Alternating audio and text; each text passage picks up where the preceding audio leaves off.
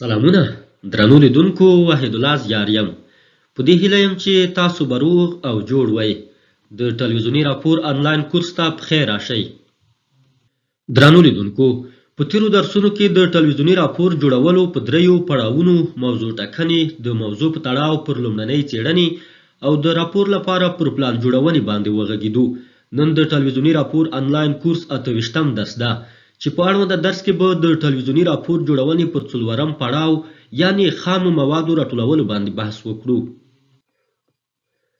درنو لیدونکو، د ټلویزیوني راپور د 28م درس لپاره لاندې اهداف ټاکل شوي دي.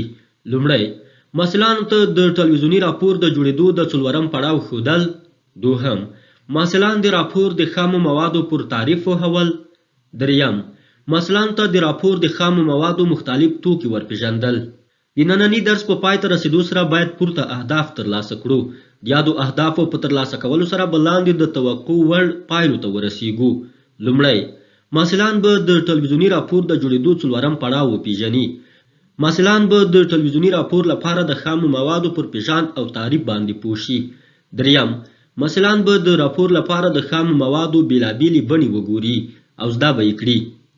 درنو لیدونکو، کله چې تاسو د ټلویزیوني راپور لپاره موضوع وټاکله، د موضوع لپاره مو پلان جوړ کړ، اوس وخت را رسېدلی ده چې د جوړ شوي پلان له مخې له دفتر څخه ووځئ او د موضوع اړوند ساحې ته لاړ شئ څو ټول هغه توکي راټول کړئ چې ستاسو په پلان کې ذکر شوي دي. درنو لیدونکو، له ځان سره 10 ثانیې فکر وکړئ او ووایئ چې موږ باید عموما د ټلویزیوني راپور لپاره کوم توکي له ساحې څخه راټول کړو.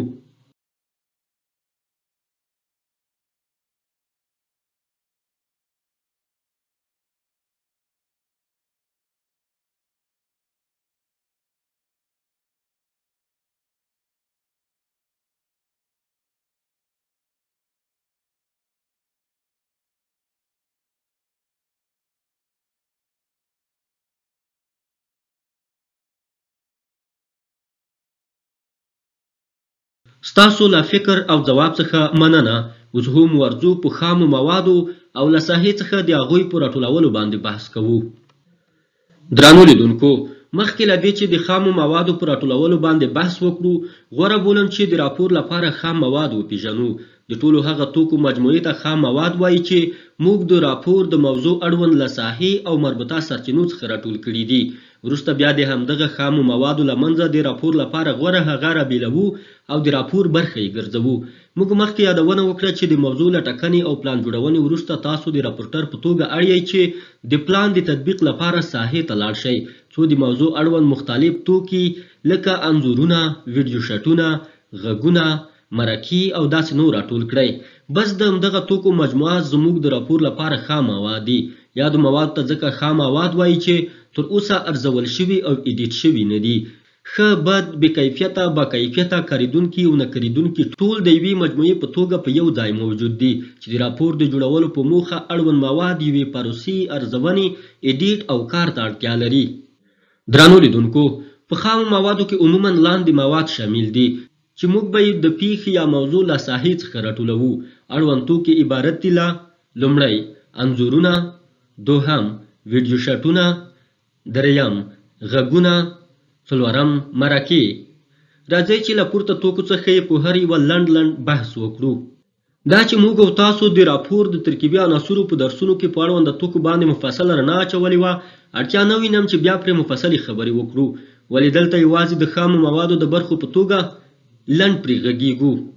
تر ټولو لومړی چې موږ د ټلویزیوني راپورونو لپاره ورته ضرورت لرو او اړ یو چې د خامو موادو راټولولو پر وخت ورته پام وکړو، د پیښې یا موضوع اړوند انځورونه دي.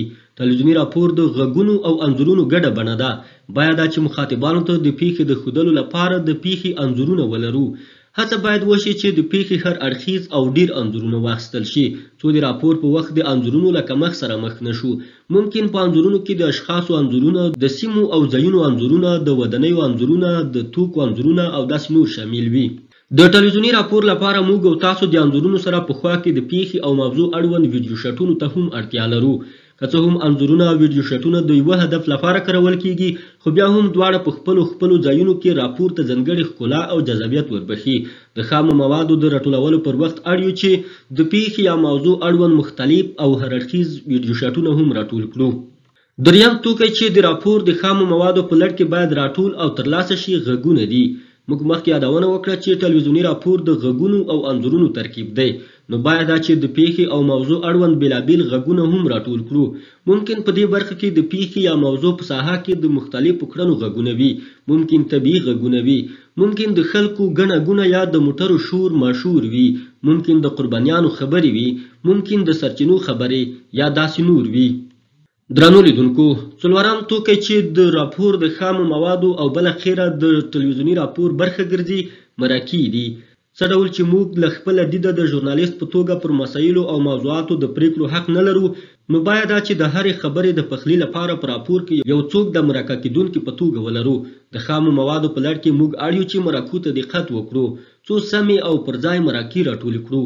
موږ د راپور لپاره ممکن د پیښې د قربانیانو مرکې واخلو، ممکن د پیښې اړوند د پوهانو او متخصصینو مرکې واخلو، ممکن په اړوند برخه کې د مسؤلو کسانو مرکې واخلو او داسې نور. درنو لیدونکو، د ټلویزیوني راپور انلاین کورس 28م درس په همدغه ځای پای ته رسیږي. په دغه درس کې مو د ټلویزیوني راپور د جوړېدو له 4م پړاو څخه د خامو موادو پر پېژندنې باندې بحث وکړ. د اړونده درس لپاره له دغه سرچینو او ماخذونو څخه استفاده شوې ده. که د ننني درس په تړاو پوښتنه او یا هم نظر لرئ، د پوښتنو او تبصرو په برخه کې شریک کړئ. له توجه مو ډیره مننه.